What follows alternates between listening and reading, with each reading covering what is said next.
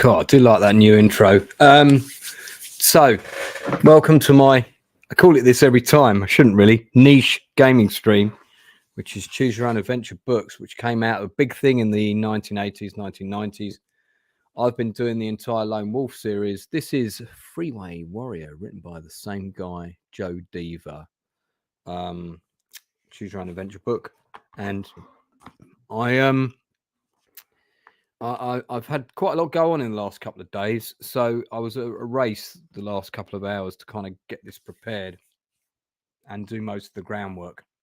I've also got a guest co-host coming in just a sec. It's much more interesting when I've got a guest co-host because they can make me make the correct decisions together, so we can live or die as one, as it were. And I'm quite good at dying when I play these games, so but I'm determined to, if I can, to get through all 4 of these books. It's a series of 4.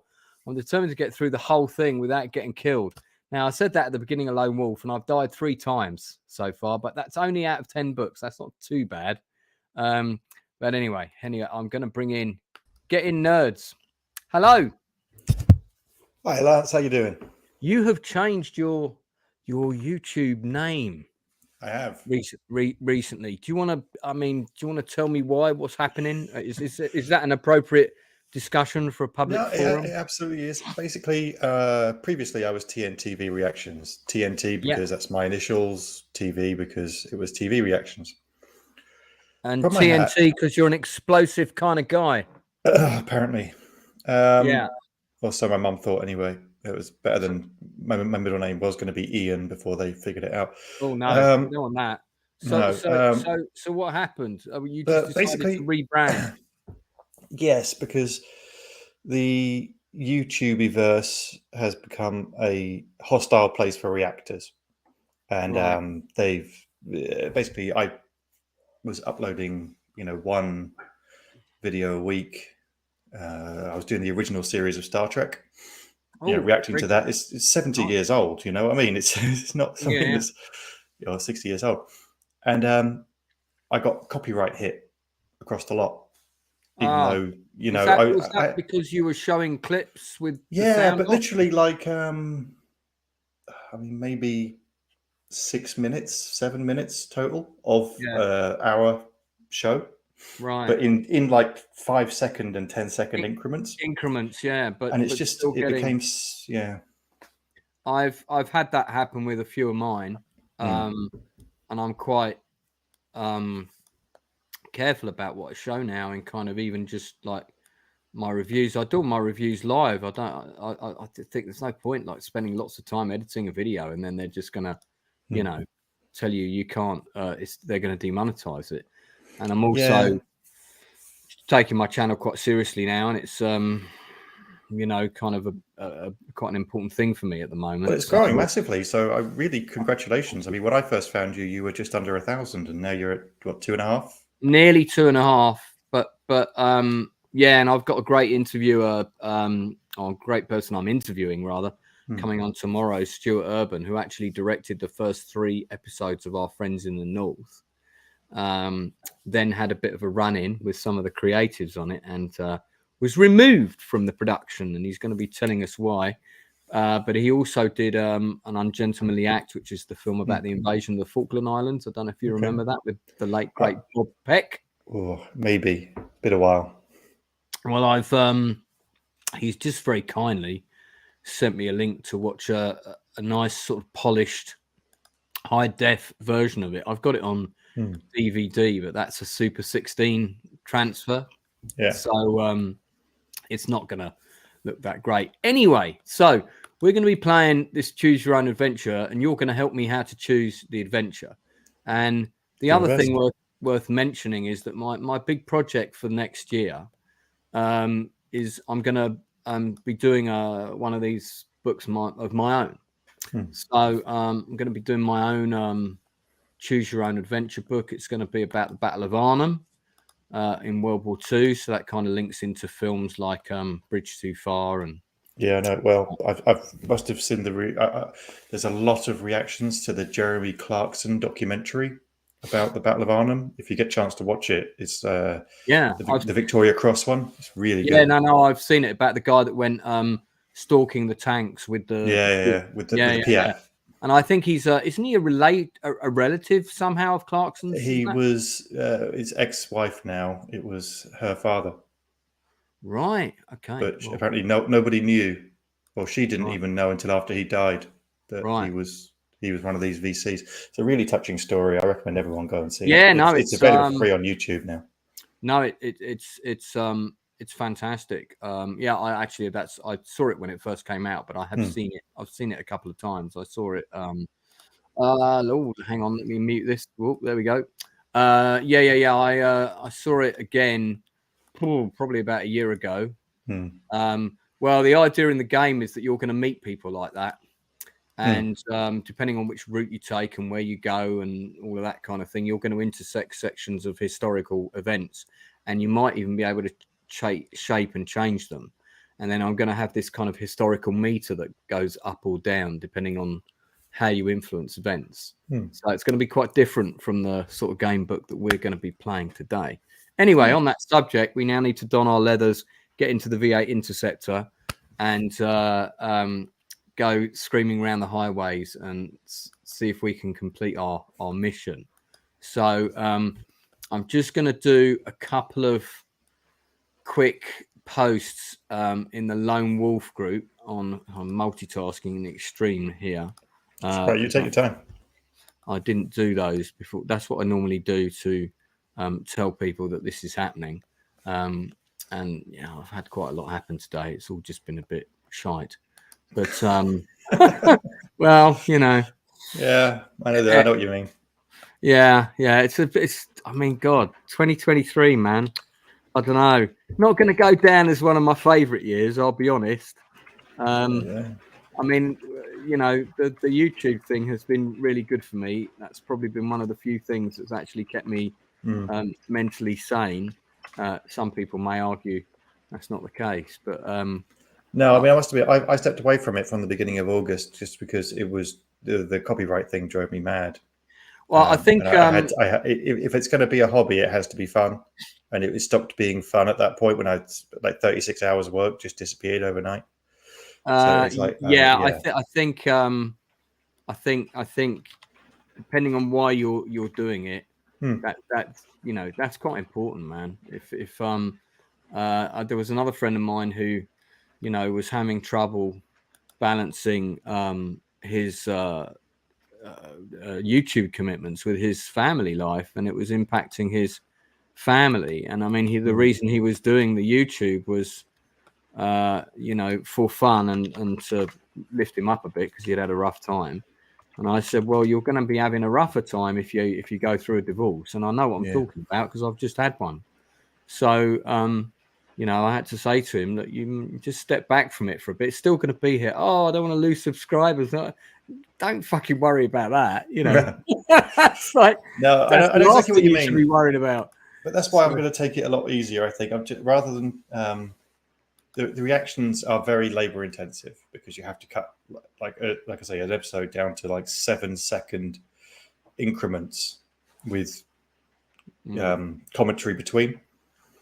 It's really labor intensive, but I'm going to shift my focus more towards reviews and general conversations using screenshots instead of any motion or audio.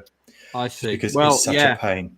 That's what I've been doing. I'm doing a section now called The Best of British. Done a couple of episodes. Yeah, I've seen a few of those. Yeah, got a lovely new intro thing for it. It's quite a lot of fun. And I'm going to be reviewing all the best of the British dramas on there, particularly the kind of the small mini series, the kind of 6 episodes, 9 episodes, those kind of shows. So, I mean, contrary to my intro sequence, we won't be doing a review of Heartbeat. But so this is the map of post-apocalyptic Texas going westwards towards California.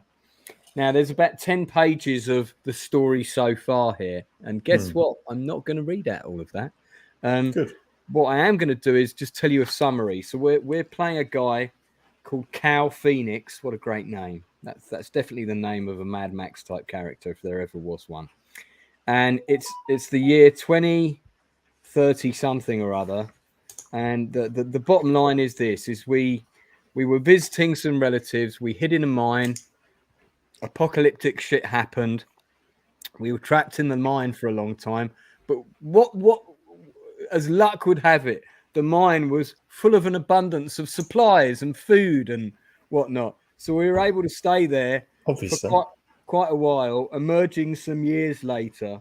And then we're kind of with some relatives, some uncles and people like this. And eventually we went to go and search out their ranch, which had all been destroyed.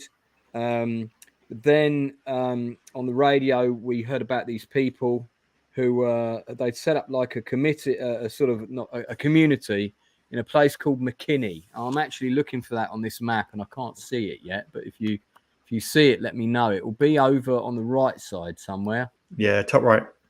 Top right. Can you see it? Yeah, just under the 75, right at the top, under the rotate button. Oh yeah, okay. So just north of Dallas, right? I think that's where we're starting, and we've got to get to Big Spring all the way over here on the left, right? So that community is run by a guy called Pop Yule, a 70-year-old grandfather. It's like a fortified ranch with a stake-fueled moat, lots of gangs and nasty people in the city of Dallas and Fort Worth. So it's always advised to kind of like avoid the city at all costs if you can. Then recently, now that colony's now been called DC1, Dallas Colony 1. That's the nickname. Mm-hmm. And there's been a really bad year. Food has not been good. We're running out of water, but we've made radio contact with these guys in Big Spring. And the one thing we do have, as Mad Max 2 storyline would put it, is we've got lots of fuel. So we made an agreement with them that we'll go and basically head towards them. And they've told us that most of California has survived unscathed. And then we're going to travel together as one big happy family. Yeah, right. From Big Spring to California.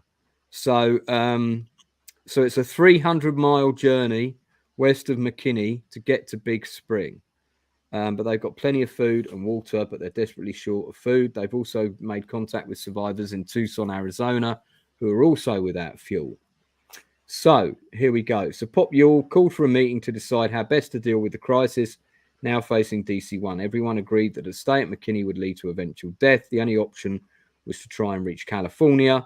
Therefore, to go to Big Spring, team up with those guys, do a trade and continue. Preparations began almost immediately. Morale was so high that a heady sense of optimism enveloped everyone. Few guessed just how fraught with danger the journey would be. Okay, now I've got a character sheet here, and we've got to make a few die rolls. So I'm going to put the die roll sheet up. Just, I decided not to do these, even though I thought it would save a lot of time. I thought actually it would be fun to do the character creating part, die rolls live online. I've normally done all this stuff ahead of time. So what we're going to do is I'm going to share the die rolling app. Here we go. And then I've also got to choose some items from a short list. So you're going to help me choose those items. And obviously, if you choose any of the wrong items, I'm going to blame you later. Okay. Completely expected. Of course. Right, let's get the die rolling stuff out of the way first. So our two main skills are endurance, and we have a close combat skill, which also applies to using weapons to some degree. Now, our endurance is 20 plus 1d10, and our combat skill is 10 plus 1d10. Okay, so if you want to play the game easily, it's not a cheat, but it's kind of like putting it on easy mode. You can roll two dice together, and you can decide which goes where, or we can roll for them individually. Do you want to do them individually or roll two dice? I'm always a fan of easy mode, but whatever you think. You've done more of these than I have. Well, it's always good to have a high combat skill. Having high endurance doesn't hurt either. But I don't think there's an easier. I think what we'll do is we'll roll 2, and then we'll decide. Okay, so we're rolling 2d10. Obviously, if we get 2 zeros, that would be amazing. No, that would be amazing. That'd be the highest score. Oh, sorry, yeah, the other way around. Zero's 10. Yeah. Okay. If we get 2 9s, we roll again. Yeah. What happened to the dice? Where are they gone? 2d10. Yeah, let's roll it. I rolled them. I don't know what happened to them. Wait. Let's try that again. 2D. There we go. Right, roll. Here we go. Right. Okay. So I don't know where the dice are. For some reason, I can't see them. Hang on. Wait a minute. Let me do this. Okay. No, I'm going to do this again. I think sometimes what happens is these dice, they roll under the app, as in like under the screen. But I mean, I might be wrong, but I hope it's not gone wonky. Otherwise, I might need to find another one. Right. Okay. See, they're coming up on the right, but that says 10-10. Let me just. I just want to make sure that did actually roll. I'm just going to do that again.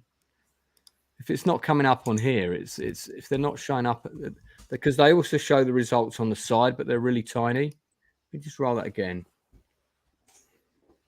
Do you want me to do it? Yeah, no, it's not working. You cursed it. What have you done? I haven't done nothing. If you've got Google there, just search online dice roller. It gives you the Google one. Yeah, let me do that. Okay, all right. Well, I'll do that. So online dice roller. Yep. Online dice roller. Duck race. Dice roller. Well, whatever works for you. I don't even remember googling a duck race. Okay, all right. So that's good. So if we want to do 2d10, yeah, just click that twice. It should put them both up. So you can't do 2. You can't do 2. Yeah, if you hit 10 again, it should come up again. So it's just. Oh, I see. Okay. So that would be 2, for example. That's a shit roll. Well, you have to press the roll button. Oh, I see. Okay, right. So we just to give it another chance. Oh, okay. All right, 5 and 1. Okay, well that roll still sucks, but all right, we'll go with that.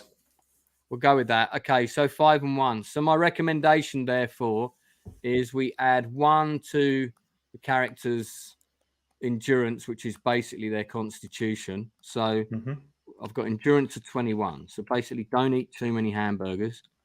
And combat skill of 15. Now, I believe there are things that can happen during the game that can make these go up. All right. So that's something. Okay. All right. So, So, for example, if you wanted to roll then 3 dice, you'd add another one there and then you'd do that. Yep. Okay. And how do you clear this? Is there a clear button? I think you just press roll again or just click on the individual ones. If you click on the dice itself, it just disappears. Oh, I see. You click on them and they go. Okay. All right. Good. I've never used this one before. Fair enough. Yeah, it's what I've always used because it's just easier. I don't know what happens. I don't know what happens to that other one. That's this. I don't know what's wrong with this. It's because it normally just it sort of you get the 3D thing and it rolls across the screen here. So okay, all right. Well, we're using this one then, virtual dice roller. Fair enough. Okay. So our next thing that we have to roll for is got choose 4 items. That's the thing. There's another medical kits. We have got 2, and then we roll a d10 and add that, so we can have a maximum of 12. Okay. So in other words, we want a high roll. So I'm going to put this on, and then I'm going to roll. No, not going to count that. I'm going to roll it again, even though it's low. That's fine. So that's 4. Okay. So so our medical kits are 6. So we've got 6 medical kits. We've also got a Heckler & Koch 9mm machine gun with 6 rounds of ammunition, rate of fire of 6, or MP5 as most people like to call it. Just to let you know what other things we've got. We've got a backpack that can hold up to 10 items I've already decided to take 2 meals, so it can hold up to another 8.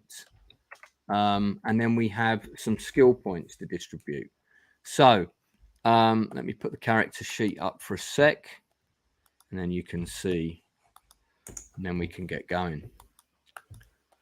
Right, so this is the character sheet with everything that we have right now. And then there's a list of stuff that we can choose from to add to the items. And it's not easy to pick 4 from this list because I have to admit, they all sound like, yeah, that would be useful at some point. Some that's the clearly, point. yeah, some clearly more than others. Okay, so I've already picked a couple of meals, so we can take another 3 items from this list. So we can have a solar torch, which I'm guessing is like a blow torch for fixing the car. A high explosive solar torch. solar torch. Isn't that just a torch that charges up with solar so you can see in the dark? Oh, yes. Thank you for correcting my thickness. You're correct. An HE explosive grenade, pair of binoculars, Self-explanatory. compass, CB radio. I would have thought we would have had one of them in the car. Signal flare, flexible saw, and Geiger counter. Now, I think the Geiger counter is a must because this is a post-apocalyptic. Well, it's a post-apocalyptic wasteland. I bet there's going to be several times where it says, "Do you have a Geiger counter? If so, turn to page 7. If not, turn to page 20. Page 20. And die. Your adventure ends here." Yeah. So I think the Geiger count. Yeah. So that gives us another. That means that we can take another 2 items. Now, we don't need a compass because we could navigate by the sun and the stars in theory. What else do you think we should have? Actually, we can take 3 meals. Yeah, what was the... So I'm going to have solar another torch, the Geiger counter. Grenades are always fun. I mean, a high explosive grenade, binoculars, CB radio, signal flare, flexible saw. I can't think of a single reason why you would need a flexible saw, except maybe to fix something, the car or cut off or trees across the road or something. But yeah, but I think I'm inclined to pick other things. I think a grenade would be good. I think binoculars would be good. Don't think the compass is as essential. Signal flare maybe, but most of the time we're going to be trying to avoid contacting people until we get to the place in question. So I think a grenade then for one of them. Grenades are always fun. Yeah, why not? An HE grenade. That means we've got 1 more to choose from. CB radio. CB radio. I think so. I think if you want to be... Yeah, I think so. I think you're right. Let's have the CB radio. Okay. CB radio. What's that? CB radio. Okay. All right. CB radio. Okay. And we've got space for other stuff. Now, you can see, depending on how many things you have in your bag, it reduces your stealth. So at the minute, we've got kind of like a heavy bag, but not too heavy. If we go over 8 items to 9 and 10, then it means that we can't move around so stealthily. It's all those toys rattling around inside. By the way, did you see the June Lego set that's been unveiled? I saw a bit of it. Yeah, it was I can't remember the name of the big guy, but that was very funny. Yeah, I saw that. I didn't notice him at first because they kind of put him off to one side. Yeah, Baron Harkonnen. That's right. Yeah, with his big, long, stretchy kind of cloak thing. Yeah, and he's on like a big pole. Yeah, that was pretty funny. Yeah, I just bought my wife the two of the Hogwarts sets, so they're busy putting those together. Oh well, there you go. Right, okay. So other things that are important to know is we have a full bottle of water which contains 2 pints. And as it says in the rules, much like June, funnily enough, water is essential to life, and your life will depend on having a sufficient uncontaminated supply. You'll need to drink regularly during your adventure. Your canteen holds enough for 2 pints. If you do not have water when instructed to drink, you lose endurance points. And if you don't have meals when instructed to eat, you lose endurance points. Right. Medical kits restore. Each one you use restores 3 endurance points. They cannot be used to restore endurance in lieu of meal or water, however. So it's only when you get injured. All right. Okay. So I think that's all apart from one thing, which is, so these are your other 5 skills, and you start them all rated at 3: driving 3, shooting 3, fieldcraft 3, stealth 3, perception 3, and you've got 9 points to spread out between those things. Driving and shooting are pretty self-explanatory, and I definitely want to put some points on shooting. Fieldcraft, I'm guessing, is your ability to live in the wild. But let me just see if there is a little general description. You would have thought so, wouldn't you? Yeah, here we go. Your knowledge and experience of all aspects of outdoor survival, fieldcraft. Stealth, your physical fitness and the speed of your reflexes and your dexterity. Okay, so not the ability to remain hidden, as it would imply. Perception, your intelligence, your ability to evaluate information, your education, your mental alertness, and the amount of subs you have on YouTube. When was this written? So, okay, so perception, basically intelligence. Fieldcraft, your outside stuff. Shooting, your handling of weapons. Driving, all kinds of vehicles. Stealth, your physical fitness. Well, there are 5 of them. I feel like I want to put 2 points on stealth. So that puts that up to 5. That takes down to 7 to distribute. I'm wondering if to make him like a really good shot, maybe put that up to 6 and then spread the other 3 points between the remaining 3. What do you reckon? Yeah, I think that's probably sensible. I think, the big things on these, if in a Mad Max, is being able to move. So driving and shooting are the 2 main things in other things we care about. Stealth is probably semi-important, but less important than being able to drive and shoot. So yeah, I mean, I could put stealth at 4 and put driving at 5. So yeah, we'll see. Okay, all right. Okay, all right. Well, let's get cracking. So, going to be a big, long, waffly section at the beginning, which I'll do my best to distill quickly. Okay, so after weeks of preparation, the colony is ready to begin the long trek to Big Spring. 3 vehicles have been picked to make up your convoy. I wonder how many of these are going to be left at the end. The school bus, your customized roadster, and a gasoline tanker that was salvaged from an old drilling site near Greenville. Sorry. Sounds like the block of flats that went up.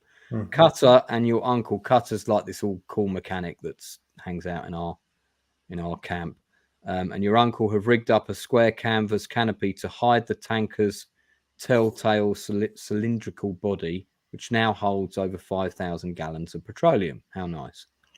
Siphoned from underground storage tanks at the Yule Ranch.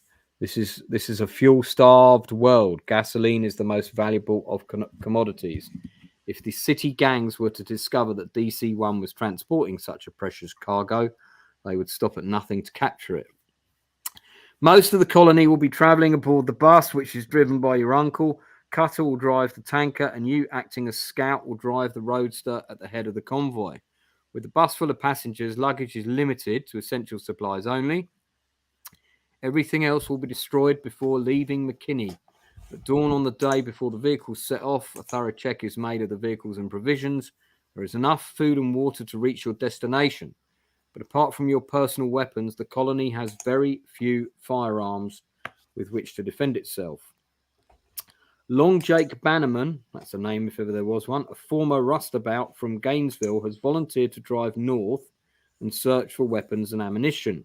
His brother once owned a hardware store in Sherman and kept his stock of sporting guns locked in the basement, although they may have been dug out. Everyone agrees that this is worth a try. So Jake, equipped with a CB radio and a shovel and a rusty revolver, sets out for Sherman in his beat old truck. Let me put the map back up so we can see where we're talking about.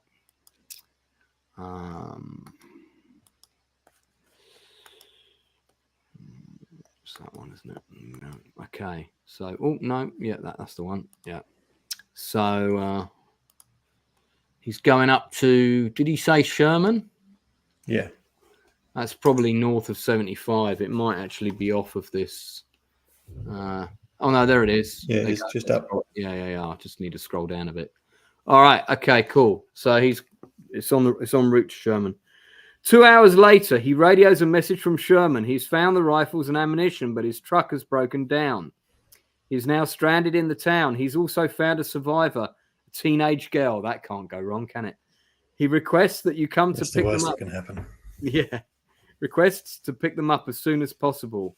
Uncle Jonas agrees. He tells them to sit tight and wait for you to arrive. Trust Jake to go and remove himself with a gal, grumbles Uncle Jonas wryly. Cal, you better get your buddy up to Sherman and haul him back here. No messing about. Street punks are on the way, you hear? Be back in time for breakfast, you reply. Smoke me a kipper and I'll be back in time for breakfast. Okay, so cheerfully you slide behind the wheel of the Roadster and fire up the throaty V8 engine, and there with a farewell wave, you power the car out of McKinney and speed northwards to Sherman along what remains of Highway 75. Okay, so we're off. Turn to 204. All right. So before we get any further, I'm going to dash and have a quick pee. This is one of the benefits of you being here. I can do that quickly. So very good.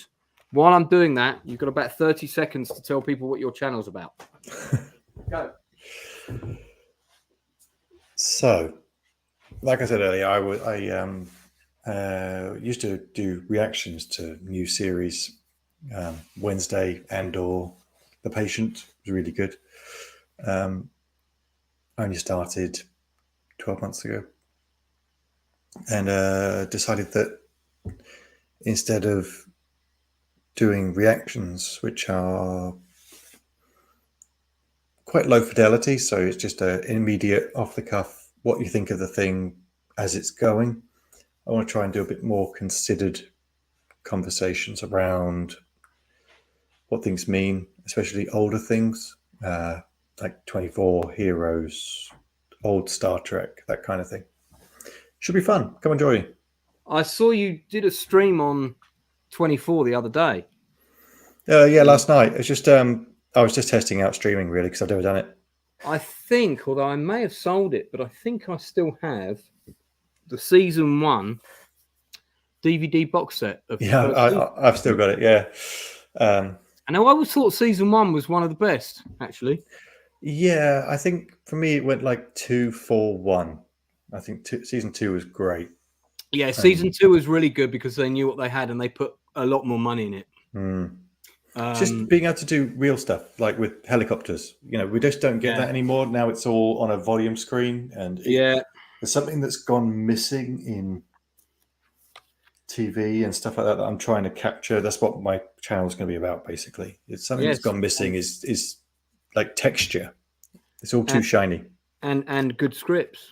Oh, yeah, well, that would help too. But, you know, baby steps here. I know what you're saying. Everything does look very clean. Too clean. And it's because they're standing in front of volume screens half the time, you know, and when they're not, they've got to make it look like they are. Otherwise, it would be jarring. So everything's far too shiny. Well, we're now on the 75 going northward. So we're all right. I'm going to let you make the next decision. I'm going to run for a peep. All right. Okay. Have fun. Well, we haven't had a decision yet. Nearly there. Okay, the road stretches before you, empty and silent, shimmering beneath the early morning sun, with the temperature already in the mid-90s. You're grateful for the cool breeze that whips through your hair as you speed across the barren flats. Okay. The tracks made by Long Jake's tyres are still fresh in the dust. It blankets the highway, and you trail them all the way to the outskirts of Sherman, where you discover his pickup abandoned near an old gas station. A line of footprints disappears towards the centre of town, and as you follow them along the main street, you catch sight of Long Jake, a rifle in his hand, waving at you from the doorway of his brother's store. Behind him stands a girl. She looks 18, maybe younger. Judging by the state of her clothing, she must have been through a pretty rough time. You bring your roadster to a halt in the front of the store, and nervously, Long Jake motions you to enter. Quick, Cal, get over here. You were barely out of the driving seat when a burst of machine gun fire rings out across the street. Bullets hit the ground near your feet, and a number of holes appear, stitching a jagged row across the trunk of your car. If you wish to get back into your roadster to try and escape the ambush, turn to 109. If you wish to take cover and dive to the ground, turn to 307. Right, well, I might wait till my man is back from the bathroom before deciding this. It's not a big option, is it, really? Dive for cover in the car, try and avoid the ambush, dive for cover on the ground. I mean, my instinct is not to leave the car. So I think I'm going to do that. It's 109. I think my friend would agree. Right. Okay, well, straight into combat here. Straight into combat. We've got a combat situation. All right. So we're going to 109. Boom. And we're going to find out how the combat system works. It's a little bit different. You vault over the trunk and land feet first in the driving seat.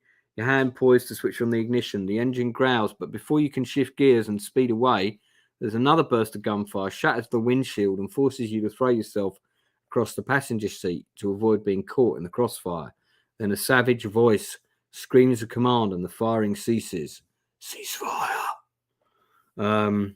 You chance to glance over the dashboard and see to your astonishment a leather-clad punk running towards you from the ruins.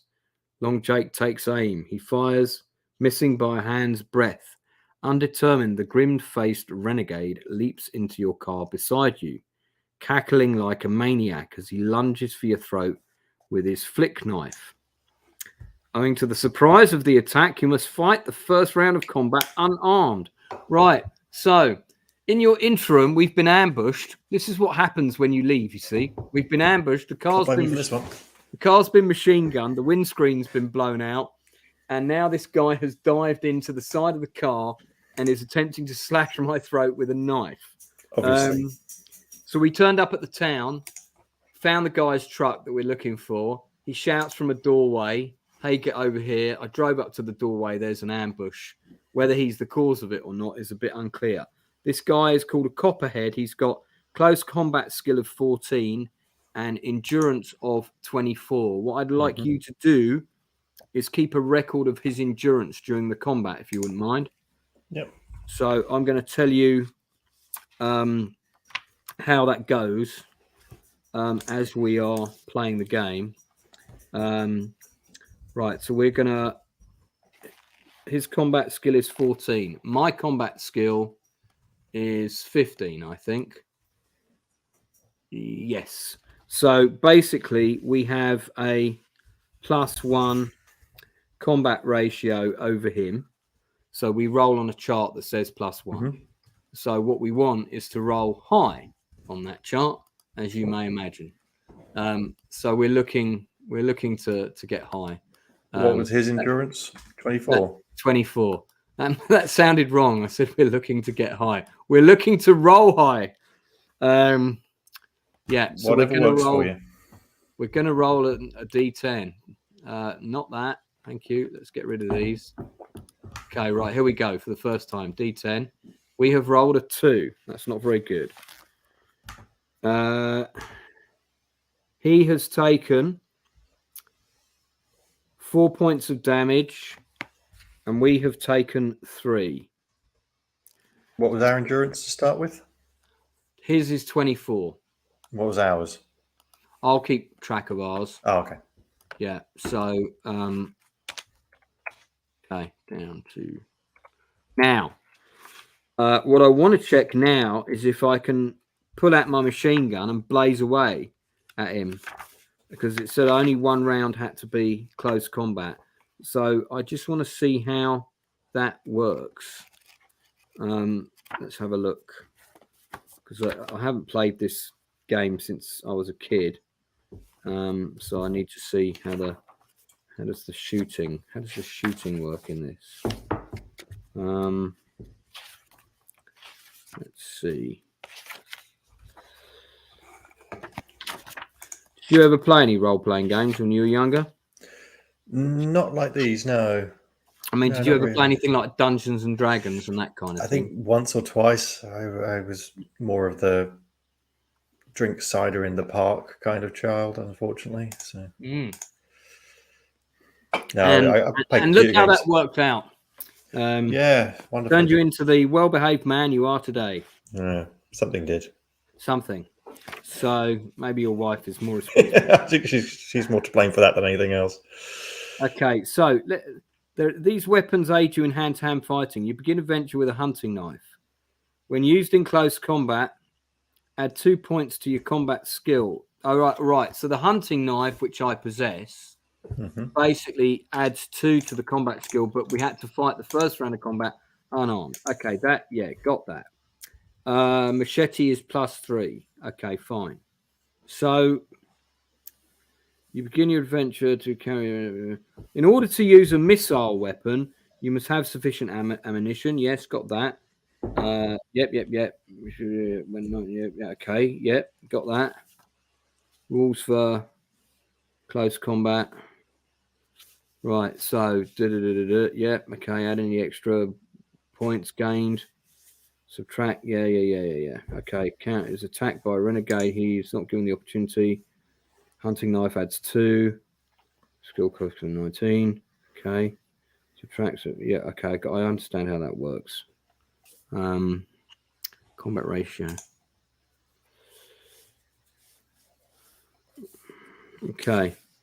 Well, I'm a little bit confused as to how I find my gun. I think what it is you fire it and the rounds add combat points. Yeah. And then that obviously affects the roll. Sure. So, all right. So what we'll do on this one is we'll do a quick burst of 4 rounds on this guy, and we'll add 4 to the die roll. Get rid of that, and we'll roll it again. So this is the second round of combat. We've rolled a 6 plus 4 is a 10. I'm hoping that's a KIA. He has taken 8 points of damage. We've taken none. So endurance is down to 12. So from this point onwards, I'll have to subtract some ammo off of that. It's down to 24. Actually, let's do another 4 round burst. So we're going to roll again. 10, but plus 4 is 14. I mean, that's off the chart. Well, yeah, we're down. He was down to 12. So if you've taken 14, then he's out. No. That's a die roll of 14. Oh, okay. He's taken a minimum of 8, but I just want to see what it says if you go off the chart. And if there's a rule for that. I don't think there is.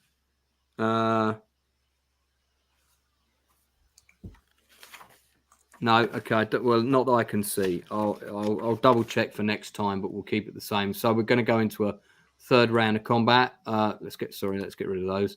On this occasion, I'm just going to use the knife, so it's just a +2. Okay. 6. That means he is taken another 5. So is that him dead now? 7. He's taken. Hang on. He took. He took in the first round. He took 4. Then he took. That went down 8. to 20, and then 8 was 12, and then. But then he took another 8. Oh, okay. Because I did another burst of fire, and then I did another 5. So he's dead now. Yeah, very much. Yeah. Okay. Cool. All right. Good. And I took 1 round of damage in that round. So I'm down to 19, and I have expended 8 rounds, down to 22 rounds of ammo. He's dead. Okay, cool. So we've just killed a copperhead. If you win this combat, turn to 63. Okay, so 63. All right. So tell you what, actually, also when I turn the pages, if you want, just to make it a bit quicker, you can write the numbers in the chat if you like. So I've done 63, but the next one. So I don't think this is going to be the end of it. As you pull yourself free from the copperhead's body, the flick knife drops from his lifeless hand. If you decide to keep this weapon, mark it on your weapons list. I might as well pick it up as an item. Doesn't hurt, does it? No, I forgot space. Yeah, we have at the moment, so why not? I can also maybe sell it later. Flick knife. Another burst of fire echoes from across the street, and once more Long Jake urges you to take cover in the store. With your pulse racing, you jump to your feet, sprint, and head towards the darkened doorway.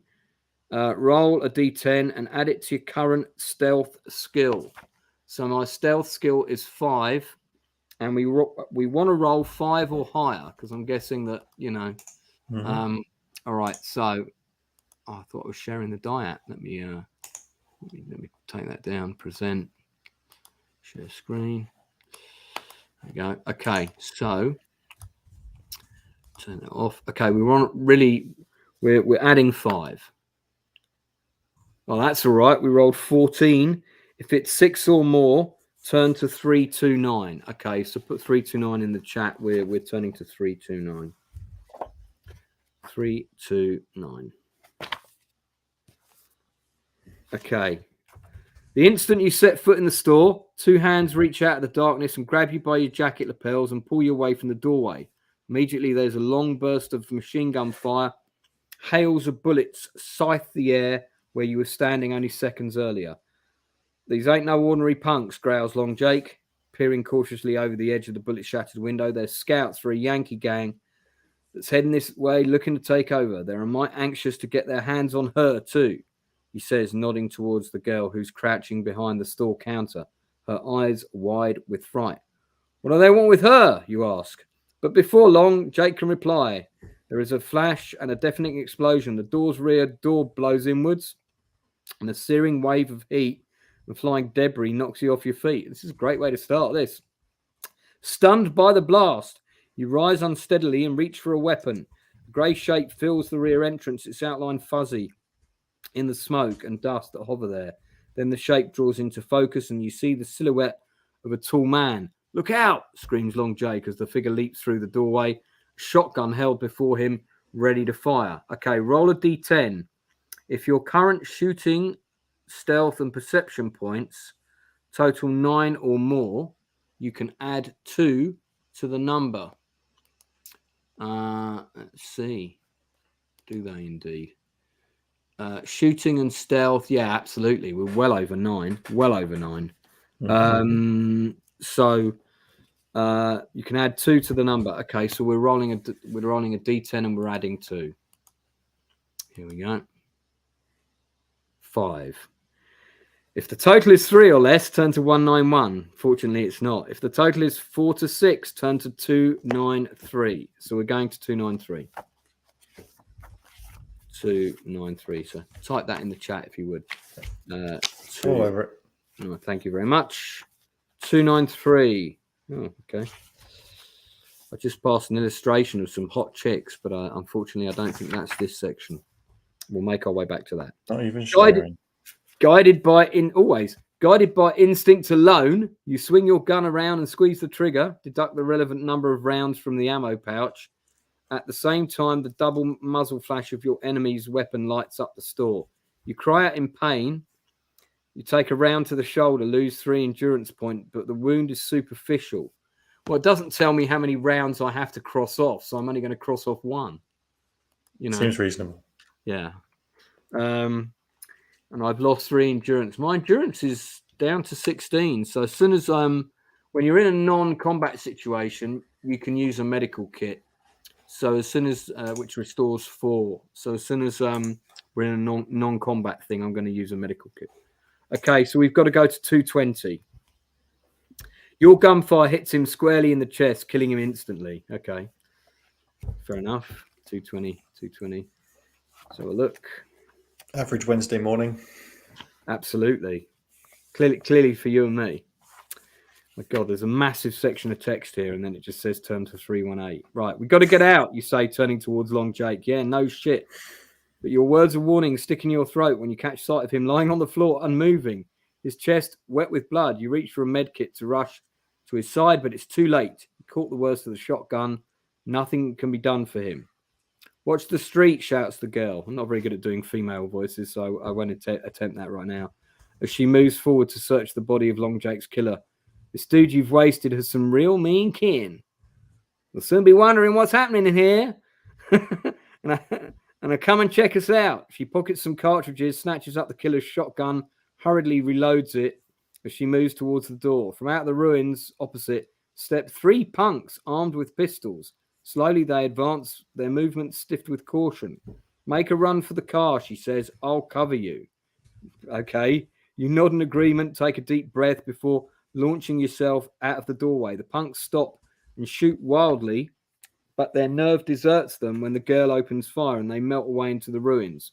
You reach the roadster, start up the engine, beckon for the girl to follow. The moment she's safely on board, put your foot on the gas pedal, the engine roars. But the car does not move forward. Panic knots in your stomach. Then the tyres grip the road and you're thrown back in your seat as you screech away, accelerating like a rocket along the main street that leads out of Sherman. Turn to 318. Okay, so our buddy's dead. I guess that probably couldn't have gone any other way. Yeah, worse things could happen. Yeah. And trust me, they have. 318. Okay, so we're going to 318. Jesus Christ, there's another massive section of text followed by no choices. And then we're going to another number. All right, so I'll put the map back up now as we're out of combat.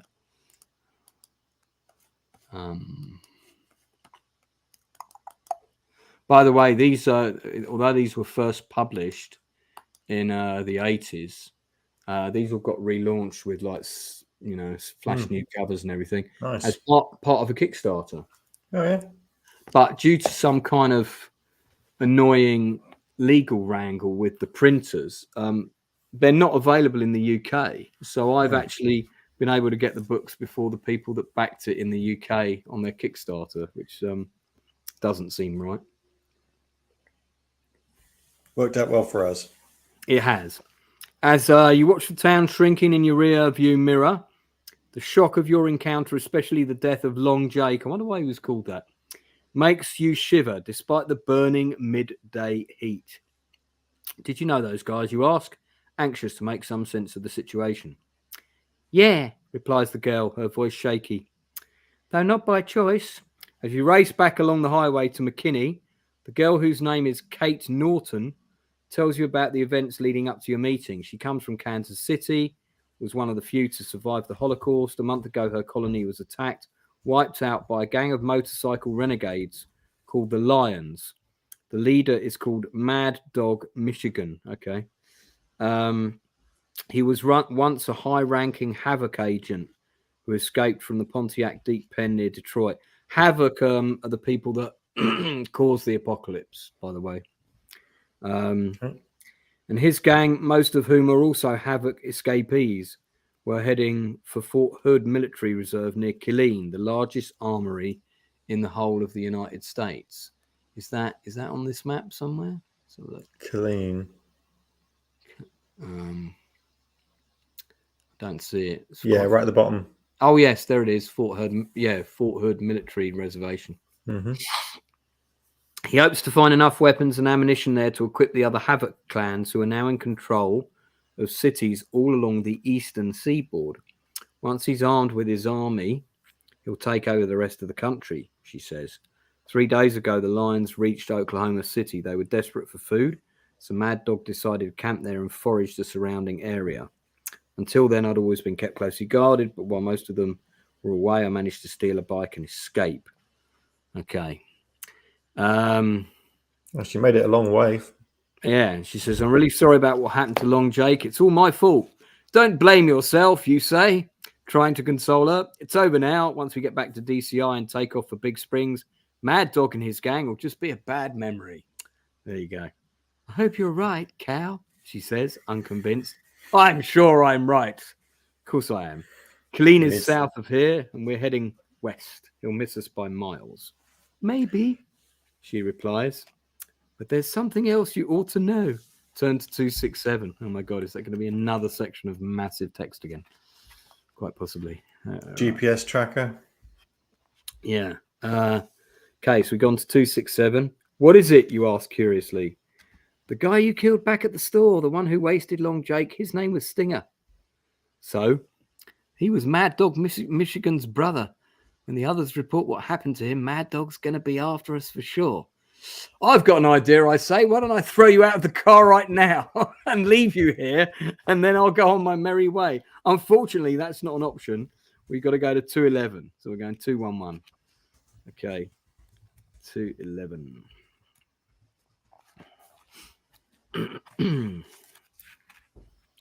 The familiar outline of McKinney appears on the horizon as you increase speed. You're keen to return as quickly as you can and warn the colony of danger.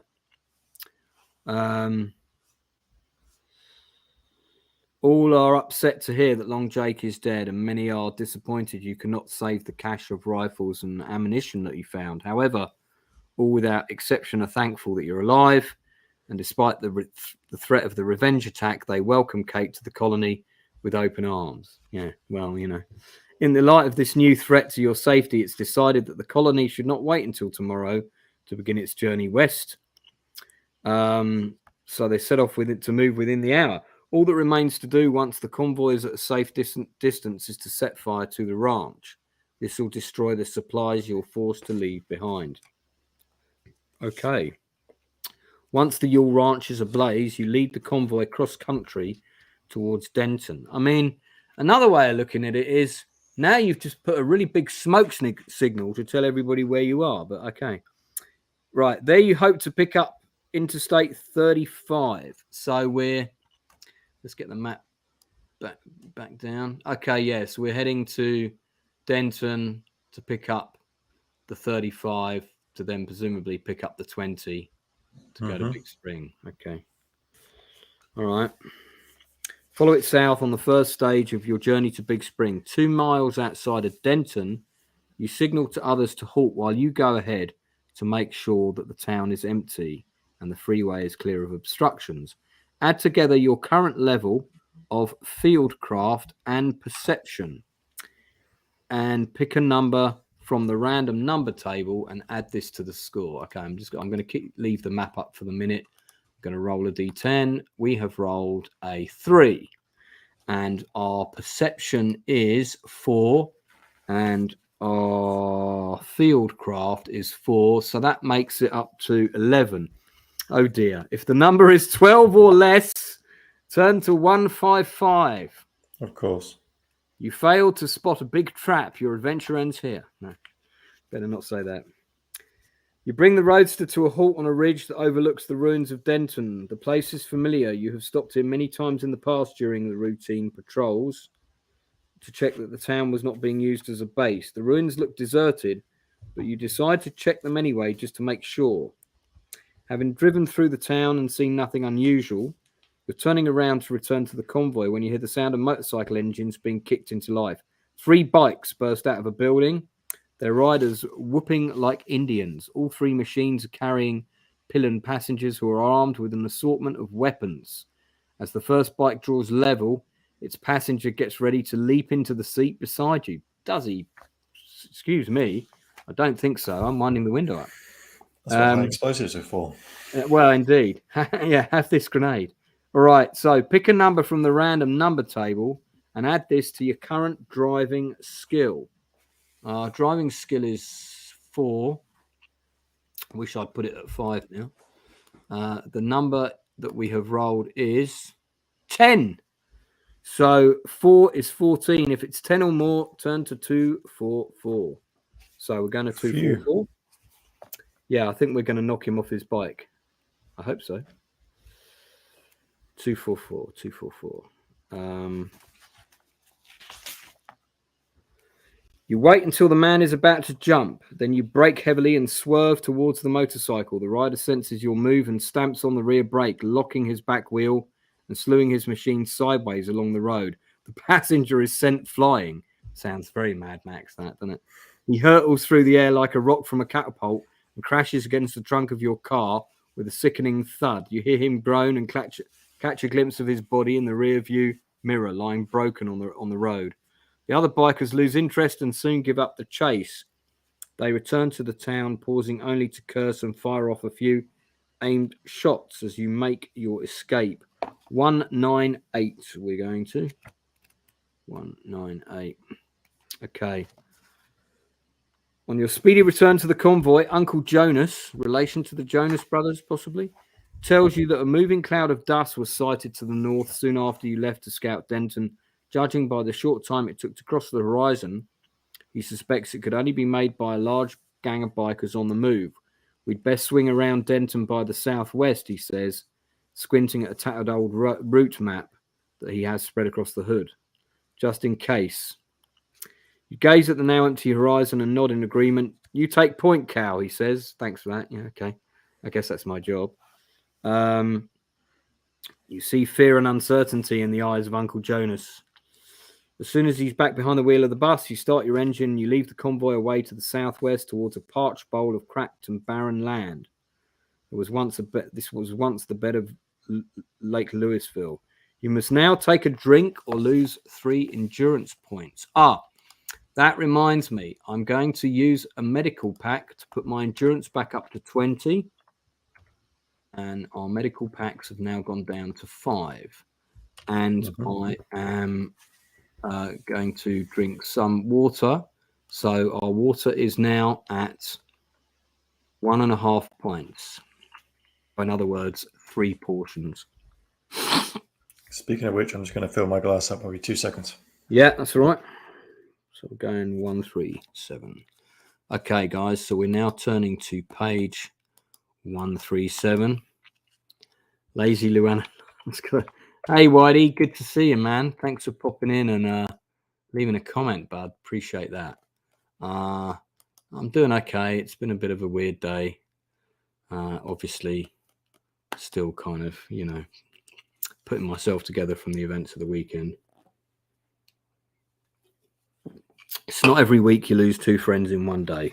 So, anyway, all will be fine. Live life. That's all you can do. So, we're going to 137. Okay. The journey southwest to Lake Louisville is a slow, arduous trek across rough terrain, but one that cannot be avoided as you skirt around Denton. When you finally sight the dry lake, it is clear that crossing it will be dangerous, as the convoy will make an easy target to anyone occupying the surrounding high ground. But you must get the convoy across in the shortest time possible.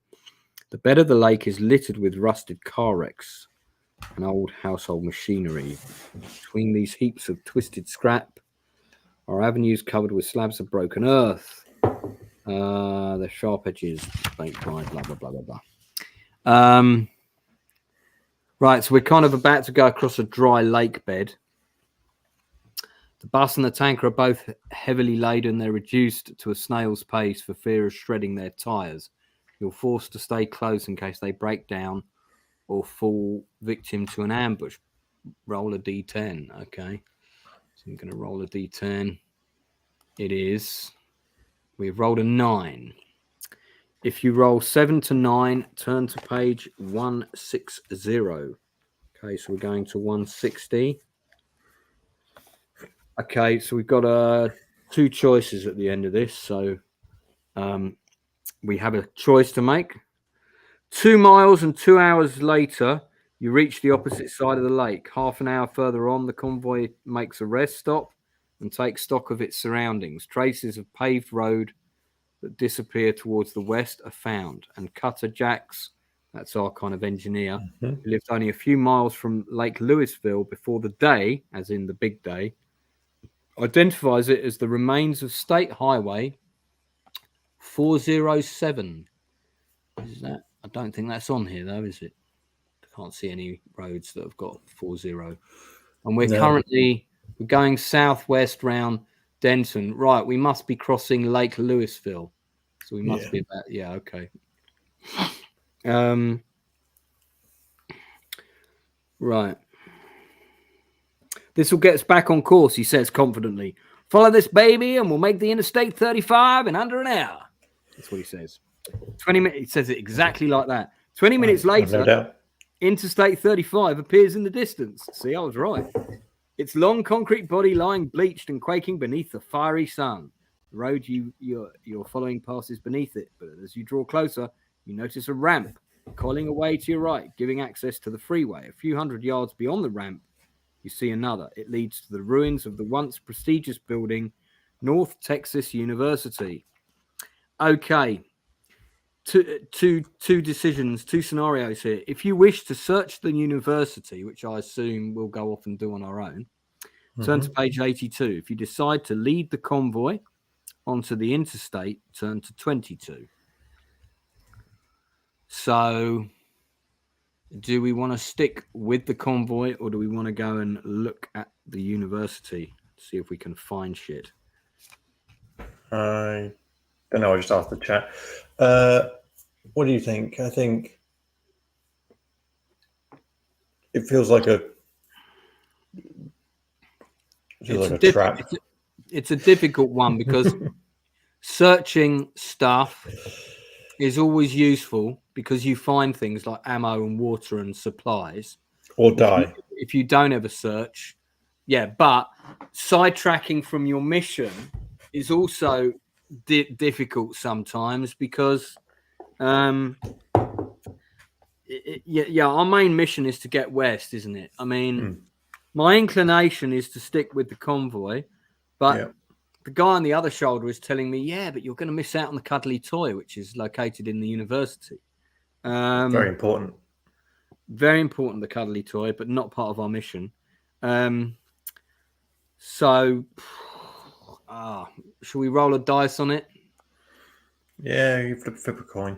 No one in chat is chipping in, so I'm gonna roll a d10. If I roll 1 through 5, White Bear says, "Let's go to uni." Okay, all right. So that's 1 vote for uni. All right. Well, in that case, if we roll 1 through 6, we'll go to the university. If we roll 7 to 10, we'll go to. We'll just carry on. Stick with the freeway. We have rolled a 1. We're going to the university. Okay, Whitey, this is all on you, man. So if this goes horribly wrong, literally all the blame. All the blame. Okay, so we are going to 22. Yeah, all the blame, not a portion of the blame, Whitey, like the entire blame box set. Okay, and then we've got another couple of choices. Here we go. Obstructions are few on this. Oh, hang on a minute. No, whoa. Let me go back. What was it? 160 we were at, right? I think I've just taken the freeway one by accident because it says it's describing the freeway, I think. 160. Let me just double check I haven't gone wrong. Yeah, sorry, I should have gone to 82, not 22. So we're going to 82. 22 was the university. 22 is the freeway. 82 is the university. Maybe possible to get some supplies.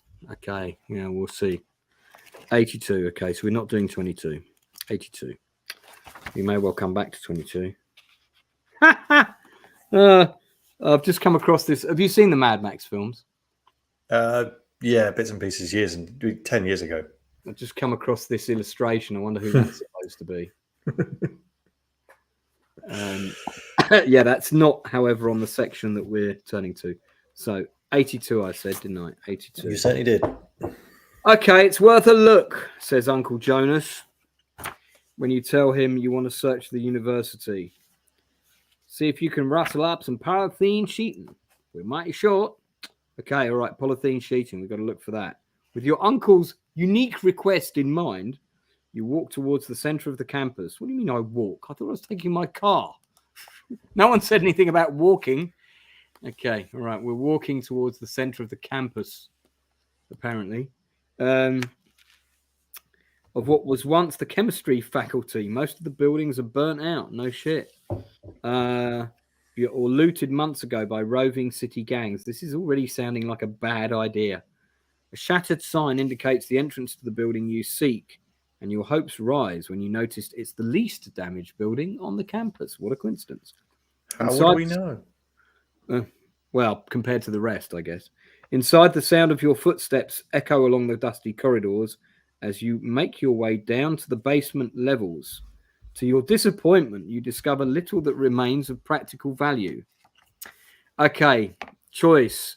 If you want to continue your search, 184. If you want to call off your search and return to the convoy, 315. So far, we've found Sweet Fanny Adams. We have, but I mean, I have a feeling they wouldn't give you the option to go and then go again if there was nothing to find. Yeah, I feel like we need to continue. We're committed now, aren't we? So we're going to 184. It's on me. White Bear, you're off the hook now. Yeah. Okay. Oh, we got 3 choices. Eventually, you enter the last storage room. It contains 2 objects that stir your curiosity, I bet. The first is a large wooden crate, seemingly overlooked by whoever looted the other basement rooms. And the second is a reinforced steel door that's set into the far wall. Now, if there's a reinforced steel door in this basement level, that might lead to like some kind of bunker. Might do. Okay, these are the options. Look at the crate. Investigate the door. Examine neither and head back to the convoy. Well, I think we should look at all of them. I think the crate might be booby-trapped. Yeah, I'd throw something at the crate. Well, that's not an option, though. No, Why don't we look at the door first? I think we should look at the door first. Because if the crate's booby-trapped, whoever's booby-trapped, it's going to be behind the door.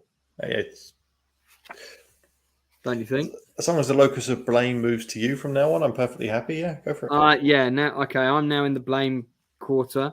Yep. Okay, we're turning to 255.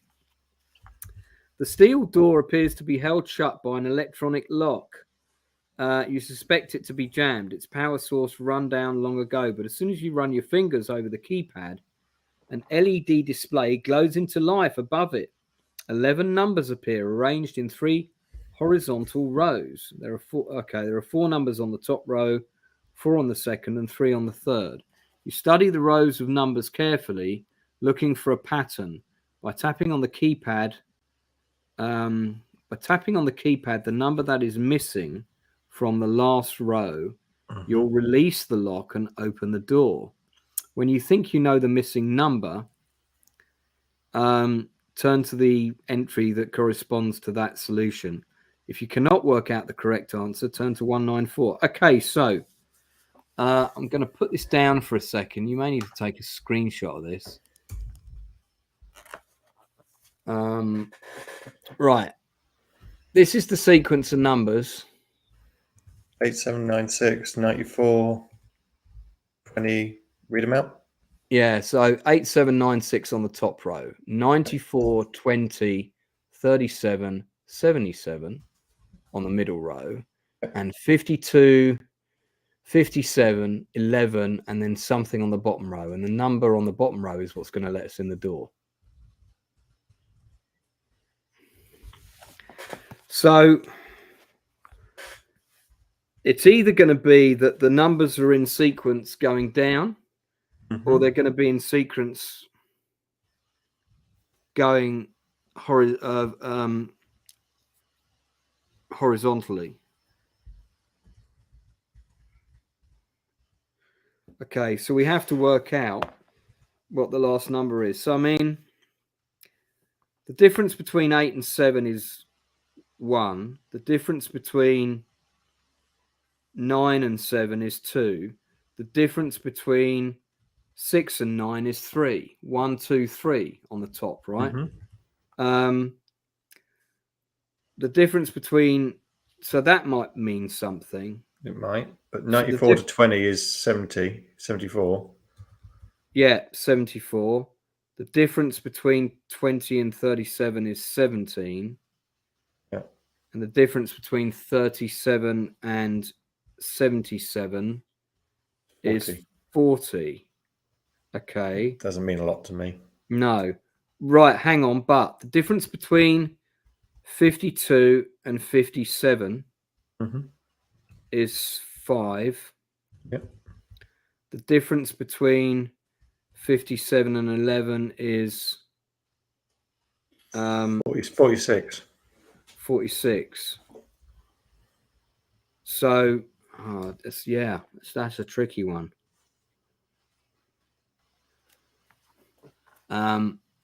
There's no multiplications vertically or horizontally that make sense. No. They don't add up to a particular number. Let's try that. So if you're going down, if you added the numbers going down, it would be 8 plus 94, that's 102. Yeah, plus 52 would be 164, right? 154.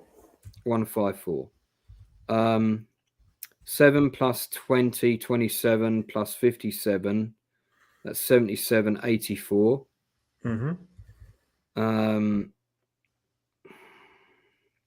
11, 46. 57. And then that's 83. But I don't see where it fits. I have no ideas. Come on, chat. Wake up. Let's write these out quickly. So I have on the screen, so I can't work it out. That's interesting. Top row is 8, 7, 9, 6. Mid row is 94, 20. It's going to be more easy than we think. Oh, usually, yeah. I'm sure that thing across the top row is something. 8. 1, 2, 3. Yeah. The difference between 8 and 7 is 1. The difference between 7 and 9 is 2. Difference between 6 and 9 is 3. I mean, we could try turning to 1, 2, 3 and 123 and see if that's the right number. 57 and 11. Hang on. Okay, so the difference between 52 and 57 is 5. That won't be right because it won't be 500 and something because there's not that many options. There's only 350 options. All right, I'll look at 123, see if that says anything. 1, 2, 3. You climb into your roadster, so I think not. That's not the right answer. Oh man, that's annoying. Right, so any suggestions from anyone watching what the fourth number is? That's, well, it's the 12th number technically that's missing. Desperately resisting the urge to Google. I can't think of anything. I've got nothing. I'm gonna look at, maybe that's the answer on your phone now. Okay, I thought of something else. I'd looked at that number. That's not correct either. Do you know, as a kid, if I couldn't solve this out, I'd be looking at the beginnings of all the different options and going, which one is it? Trying to cheat. All right. Well, we can't work it out. No one's got any suggestions. We can come back to this location. I'll put in brackets so we don't get confused. It's 255. White Bear is completely confused on that one. Even with his Michael Serrera cannily lookalike abilities, he's still not able to. He hasn't got the voice. That's the problem. Right. So 194. Go to that one. 194. Hey, Desert Phoenix. Nice to have you along. Yeah, so Desert Phoenix is always here when I'm doing these. In fact, he's jumped on with me sometimes. So Desert Phoenix, we just had a puzzle, which is we were trying to work out the 12th number in a sequence of, and in fact, let me just show you it quickly in case you can suss it out. So these are the. Oh, hang on, let me move my fingers. These are the numbers. And we're trying to work out what is the number that's in that bottom square. Now, I think it's probably 2 digits. It could be 3 digits. The difference between the top numbers, the difference between 8 and 7 is 1. The difference between 7 and 9 is 2. And the difference between 9 and 6 is 3. But we can't find a correlation for the middle line. So we're a little bit, or the bottom one. So we're a little bit at sea with these. Okay, well, at the minute, unless somebody comes up with a solution, we are unsure. The numbers are in the chat. We've typed them out, so you can see the top row, 8796, medium row, 94, 20, 37, 77, 52, 57, and 11.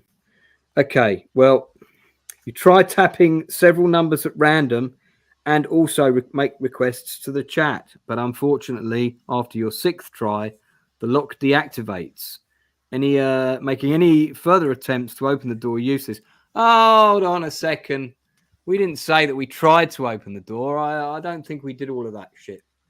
So I feel like we can go back to the door if we wish. Right. So if you wish to examine the booby-trapped crate, turn to page 43 or return to the convoy.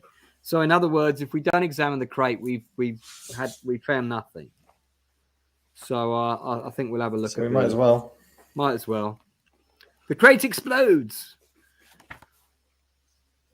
Was it 43? You take hold of the crate, ready to wrench it open, but to your surprise, the wood is infested with dry rot and crumbles under the slightest pressure.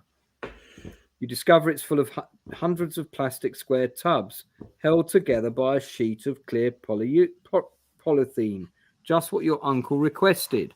Using your hunting knife, you carefully lay open the sheet, peeling it away from the tubs. The tubs themselves have blue and white labels that display the letters NAC1. Pick a number from the random number table and add to your current perception skill. So our perception skill is 4. I'll put the dice chart up as we don't have anything up right now. Okay, and we'll get rid of that. By the way, Desert Phoenix, that dice app stopped working, mate. So we're using a different one. Okay, so that's 6 plus 4 is 10. That's good.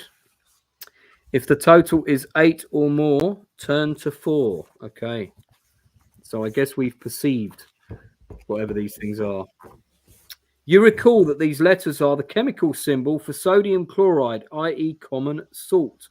You have stumbled upon a huge stockpile of a substance that is vital to human survival, yet one that is becoming harder to find every day. In your excitement, you let out a shout. I don't think I do, because that gives people away. Bad stealth points. And start dancing around the crate in sheer delight. Who is this person I'm playing exactly? You decide to take as many tubs of salt as you can carry and return to the convoy without delay. Turn to page 29. Okay, so we're going to 29. That was 4 we were on. So we're on 4. We're going to 29. Okay. With your back bent beneath the combined weight of your equipment, 50 pounds of salt and the thick roll of polythene sheeting slung around your shoulders, you slowly make your way back to the convoy. The sight of you staggering out of the campus, half hidden beneath the mountain of items you've salvaged, provokes a loud roar of laughter from the bus. Oh, thanks a lot. Cheers for that. Cutter Jacks and Uncle Jonas come to your aid, resisting the urge to poke fun at you. When they discover what you're carrying, their mouths drop open in amazement. Word spreads, and everyone is suddenly eager to congratulate you. I should bloody well hope so.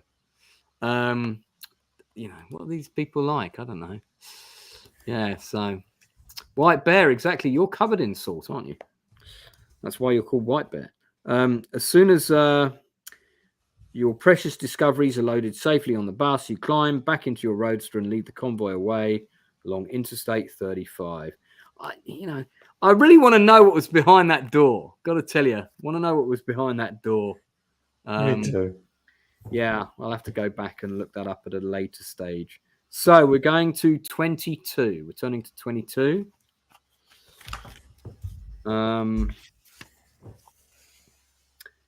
Okay, and we've got a choice coming up. So chat, prepare to contribute.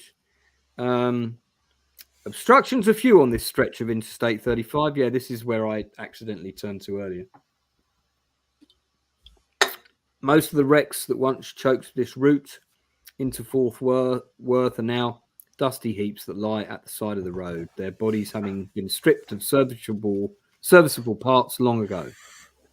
To your left, you can see the buildings of downtown Dallas perched precariously around the edge of a huge crater. Those once gleaming towers of mirrored glass and steel now lie black and broken. It's a chilling sight. I've got to tell you, I went to downtown Dallas recently. Not a nice place. No, very, very similar to how it's described in the book. It's well, I mean, yeah, and like, you know, lots of very big, scary gangs standing on corners and stuff.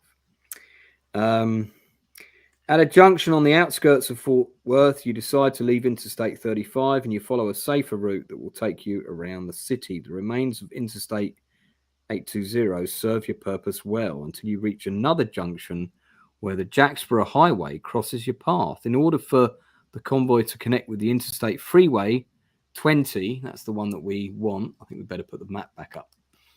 Let's get So we're nearly round the perils of Dallas. So in order to connect with Freeway 20, the highway that leads all the way to Big Spring, you must traverse one major obstacle, the Trinity River. Oh, yeah, I see it there on the map. Okay. You consult your map. There are two places where you can cross the Trinity. Both of them are close by. 2 miles further along the interstate, there's a bridge over Lake Worth. 2 miles northwest along the Jacksonboro Highway, another bridge crosses the river at a place called Lakeside Village. So we either want to go to Lakeside Village or attempt to cross the Trinity River at Lake Worth. I mean, it's apples and oranges, really, isn't it? And there's not one of those hasn't got a big neon sign that says food and dancing girls here. No, and I would avoid that anyway for fear of traps. But that probably would be a trap. It's a trap. Okay, so Lakeside Village 3112 sounds a lot more pleasant than I dare say it is, or Trinity River at Lake Worth. I'm leaning towards Trinity River. I don't know why. Lakeside Village sounds too serene, and I suspect it's a trap. But, yeah, I'd say that's true. Also, it looks like it's closer. So, yeah. All right. So what do you reckon? Trinity River at Lake Worth? Trinity River. We're going 149. 149. 149. Let's have a look. Okay. Huge amount of text, and then we got to go to 227. For a mile beyond the junction, the highway passes through a corridor of petrified trees, the pitiful remains of a fertile city park that thrived before the Holocaust. Then it crests a ridge of high ground that overlooks the sickly tainted waters of Lake Worth. Funnily enough, I was here this time last year, and I drove over that lake. There's a big bridge and huge river, and it's very nice. Not now. Cutter is the first to join you, his eagle eyes fixed on the barricade as silently he assesses its strength. Oh, sorry, the bridge ahead is blocked by a manned barricade. I missed that bit. And you slow to a halt signaling the others to pull off the road to avoid being seen. Ain't nothing fancy down there, he says casually. They got a few cars strung out in a line, that's all. Figure if we hit them and hit them hard, you can bet your boots will bust through like a ball through a wicker fence. Yeah, can't risk damaging a vehicle, says Hammer, wiping the sweat from his brow. If we smash a rad or rip a tyre, can kiss goodbye to our hopes of seeing Big Spring. I've got an idea that will give us a better than evens chance of getting through without a scratch, says Cutter. Turn to 227. Okay, now. High explosives. At this point, I am going to say that we could, this is the point of listing the options, we could go back and go the other way instead of risking the barricade. What do you reckon?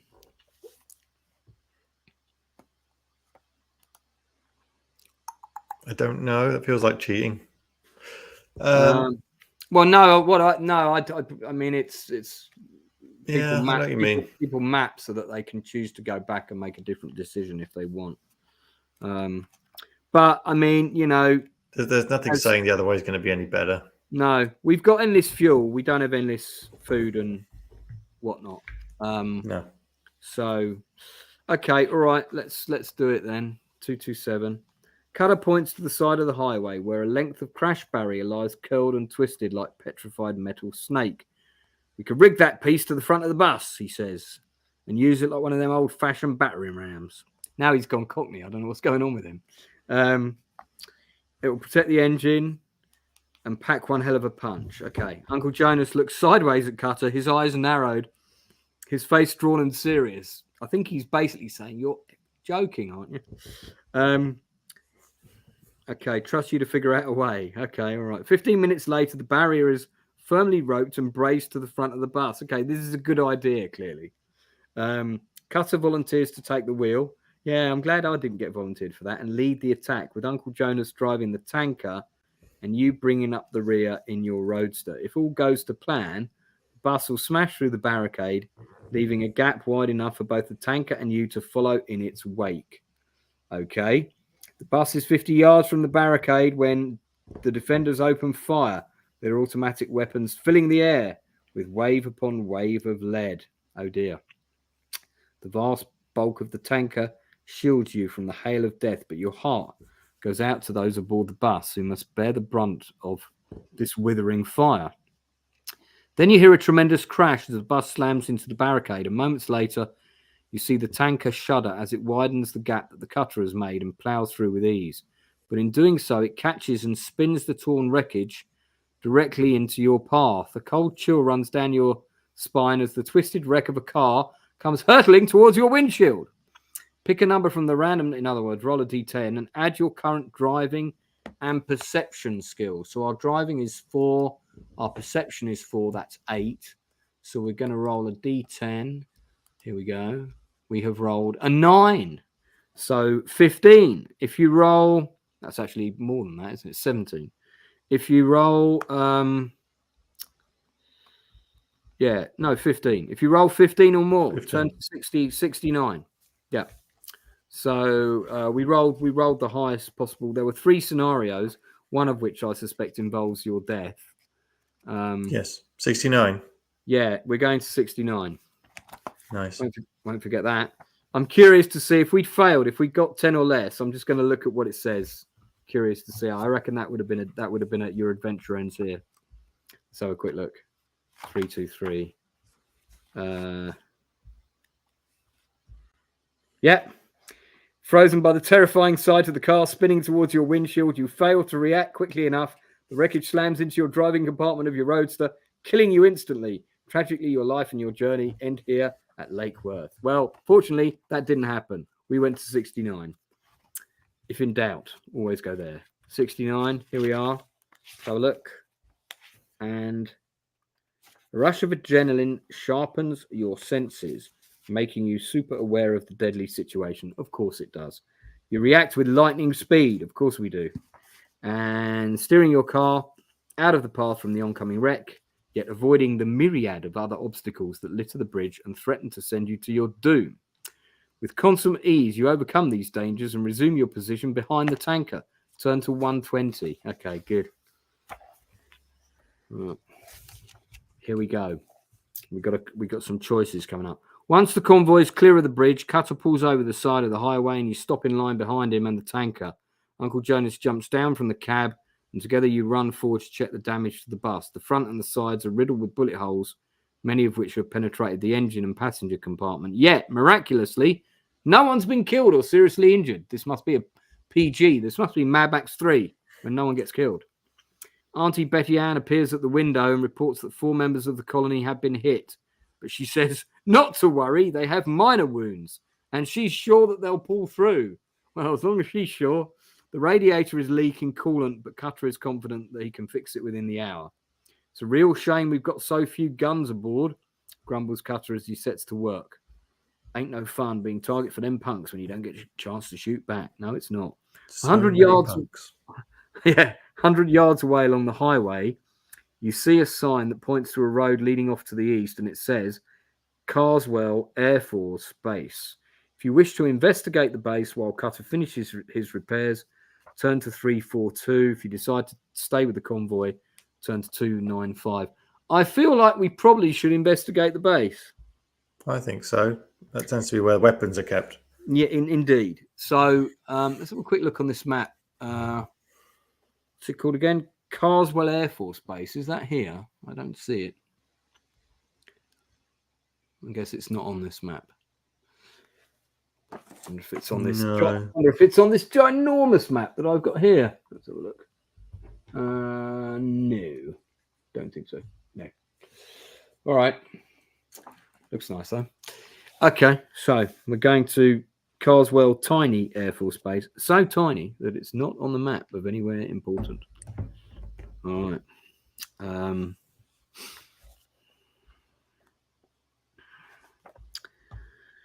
Okay, so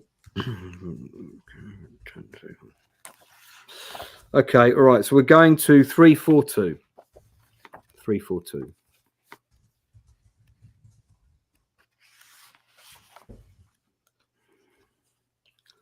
Right.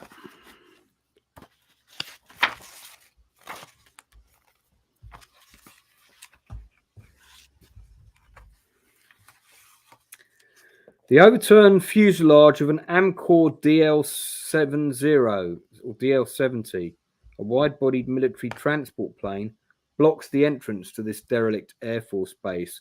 Casually, you swerve around the wreckage and drive across the perimeter fence, knocked flat by the same blast that destroyed the plane 8 years ago. Okay, cool. Cruising along the main runway, you cast your eye over the hangars and buildings that once serviced this base.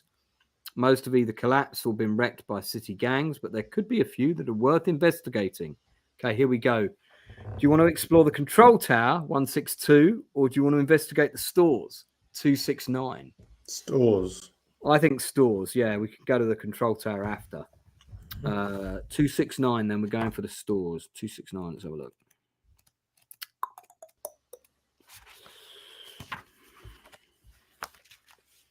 Unfortunately, the stores show signs of having been looted recently. Lockers, drums, and crates that were once full of spares and ammunition lie discarded in heaps on the floor. You climb across the debris, searching among the ammunition lockers. After nearly an hour of painstaking work, you manage to find just 3 rounds of .762 ammunition and a hammer that adds +2 to your close combat. Okay, well, we'll take the hammer. Mm-hmm. So that's a weapon item. Yeah. And we've got, well, we don't actually have any. That's the rifle ammunition. We don't even have a rifle. Okay. If you wish to keep these items, yet to leave the stores, turn to 123. Well, I guess we are. That's all we can do. Right, 123. So we're going 123.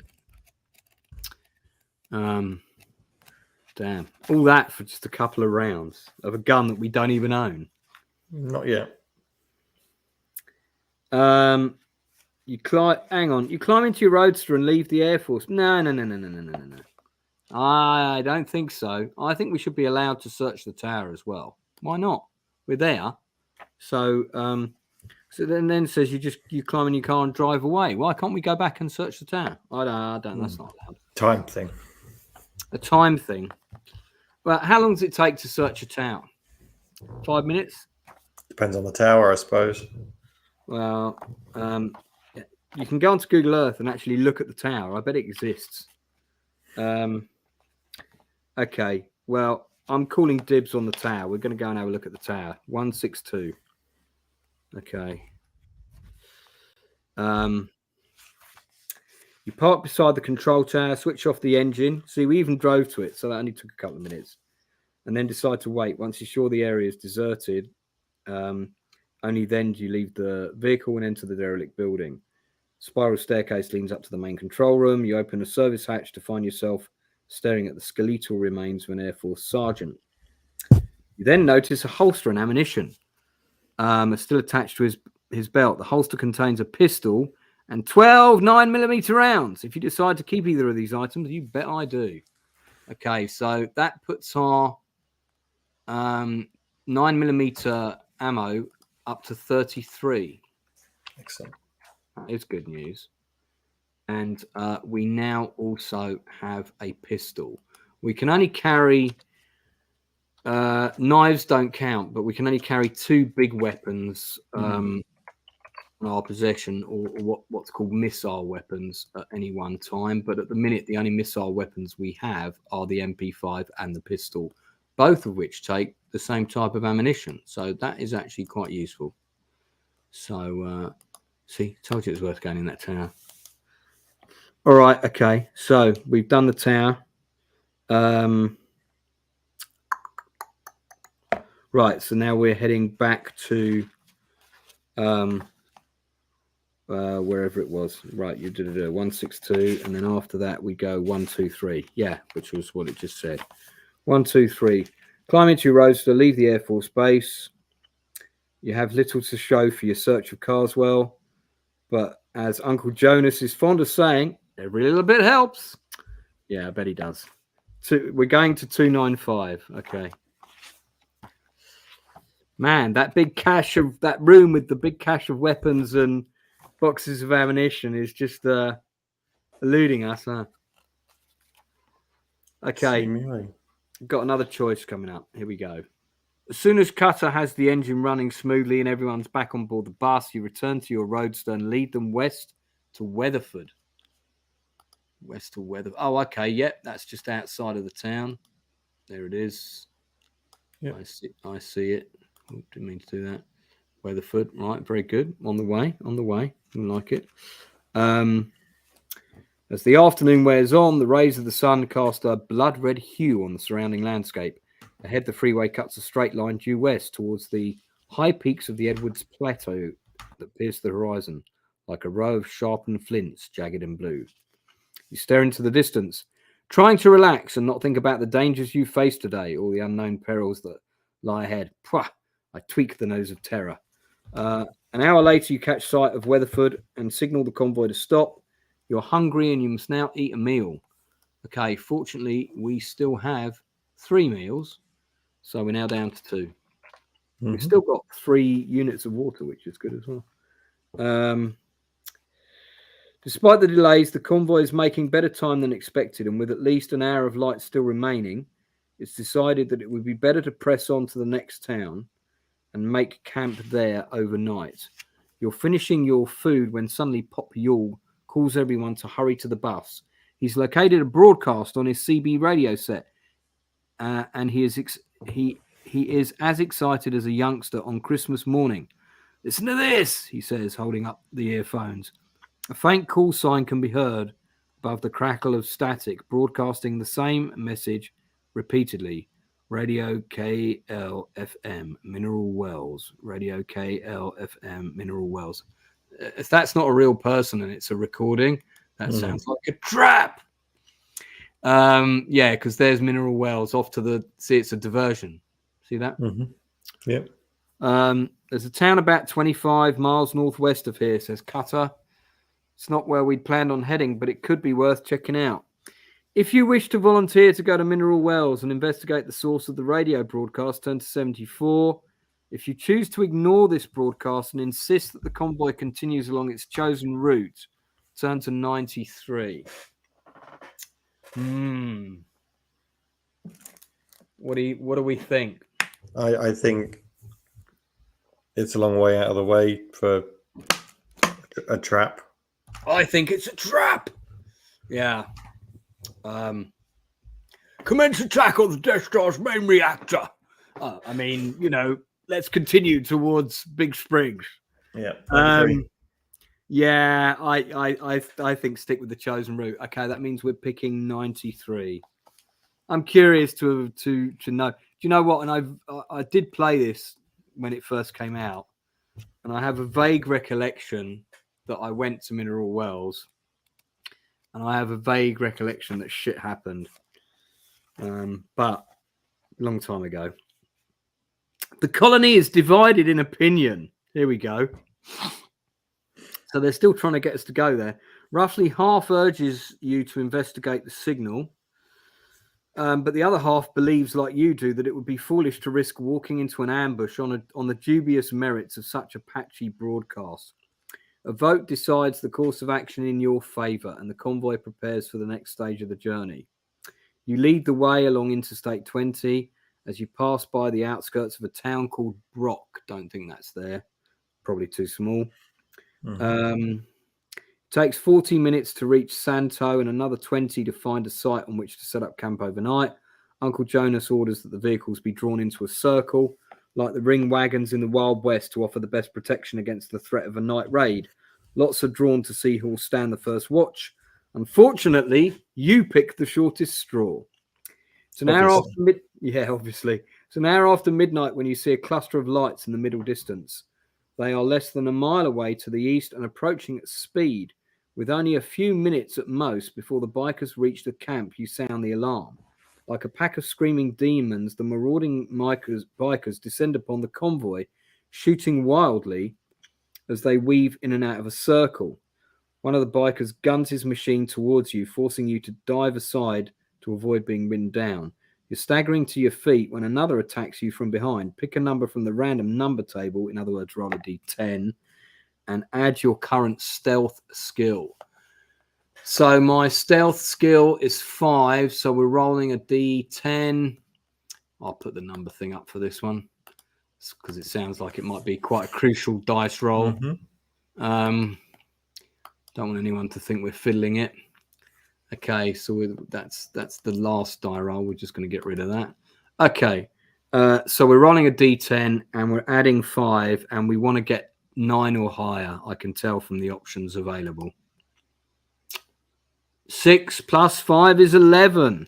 If your total is 9 or more, turn to 289. 289. Here we go.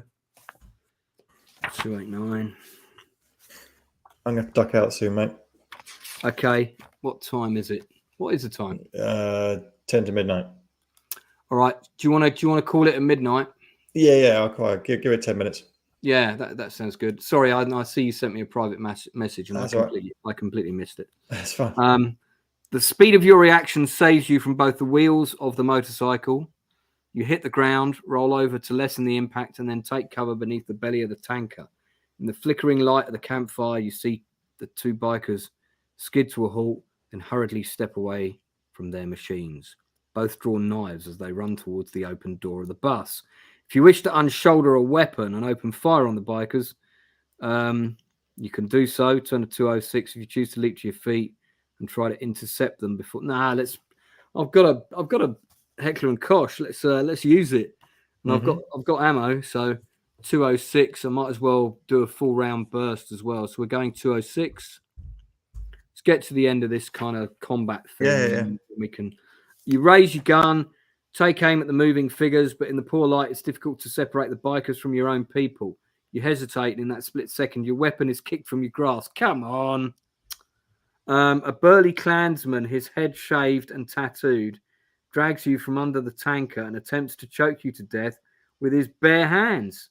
Right, this guy's got close combat skill of 16 and endurance of 27. Right, now, I'll use the hammer on him, but he's got a surprise attack. So on the first attack, he's got the higher odds because he's got combat skill of 16.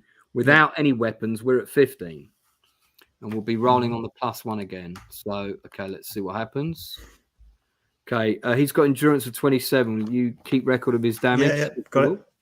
Okay, so 7 on the first table. That's actually pretty good for us. He takes 6 points of damage. We take 2. So we're down to 18. That would put him at 21. 21, yep. Right, now we're rolling on a different chart because he no longer has surprise. Oh, sorry, we didn't mean to do that. Let's get rid of that. And we're rolling with the hammer. So that's 5 on the +2 chart. He has taken 5 points of damage. 16. Okay, we've taken 2.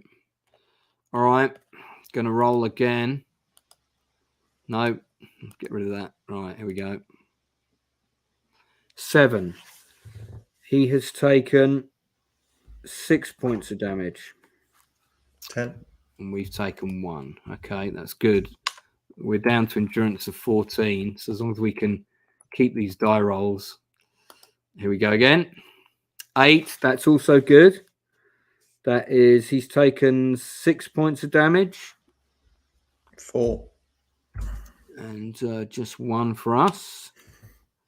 Okay, hopefully we can kill him on this one.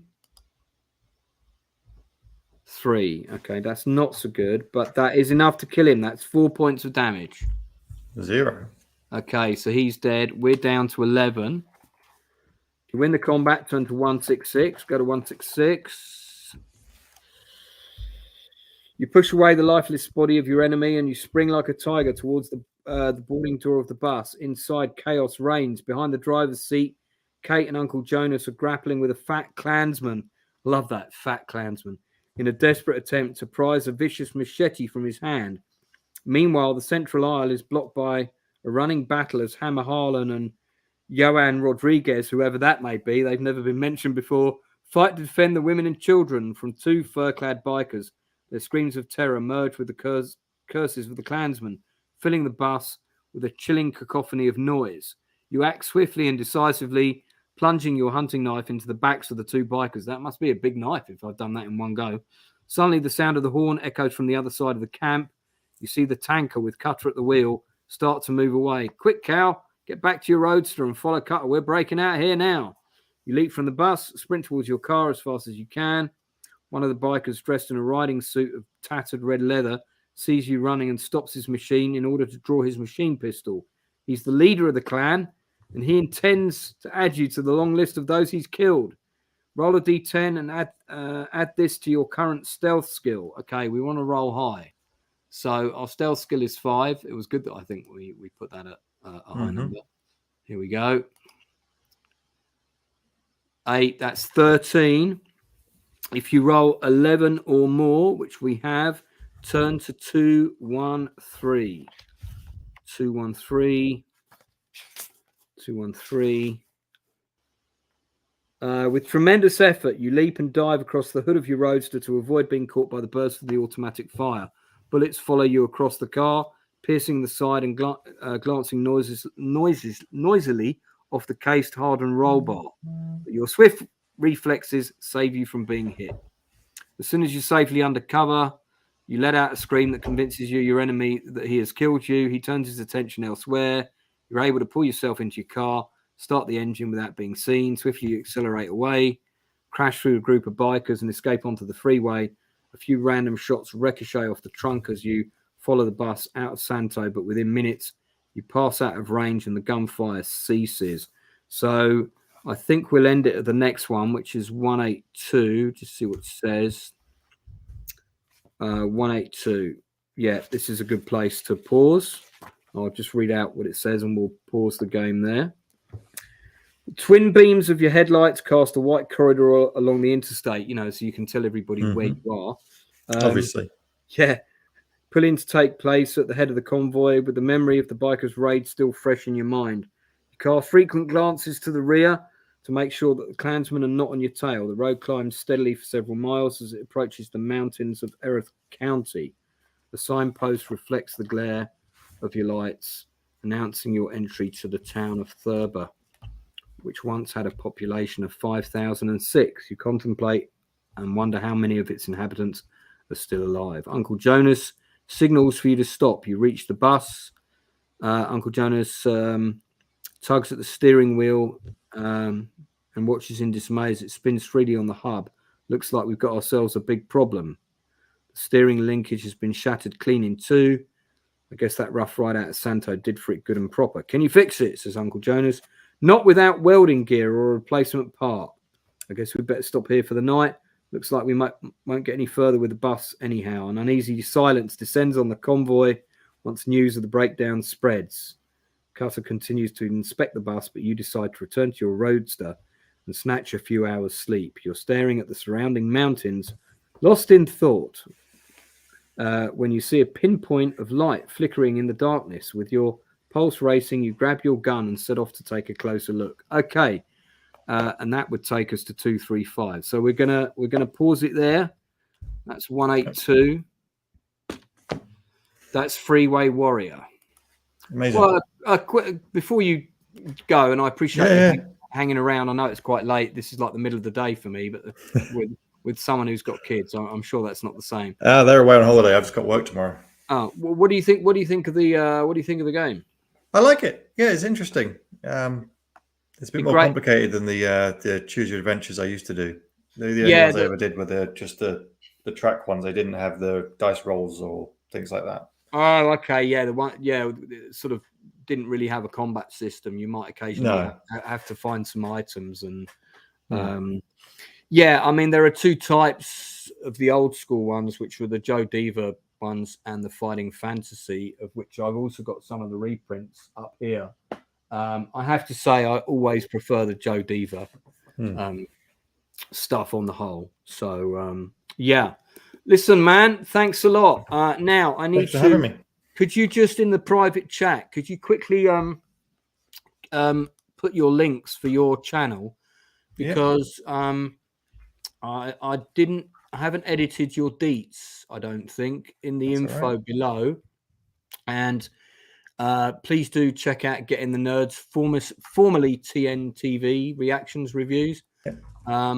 Yeah, can you post that for me now? And what I'll do I will do that as soon as I can pull it up. Yeah, and then I'll edit that now. I don't know if I can. Can I do that while it's running? I can. That's good. That's handy. So I'll just guest co-host.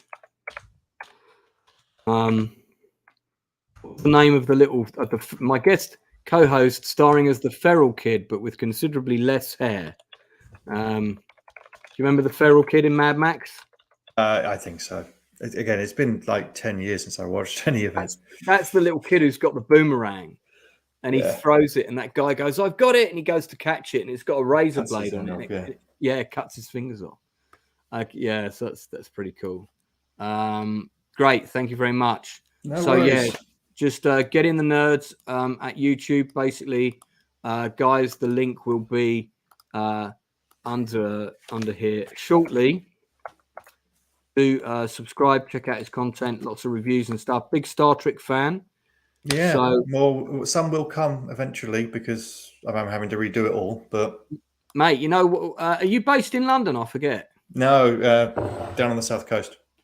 Well, every so often, and I might try and do one for Christmas, we do a big Star Trek space combat game. We normally do it in a room above a pub. I'll try and arrange a date, and you can come up. It'd be great. That'd be great. That'd be great to live stream that. Yeah, let me know. Yeah, absolutely.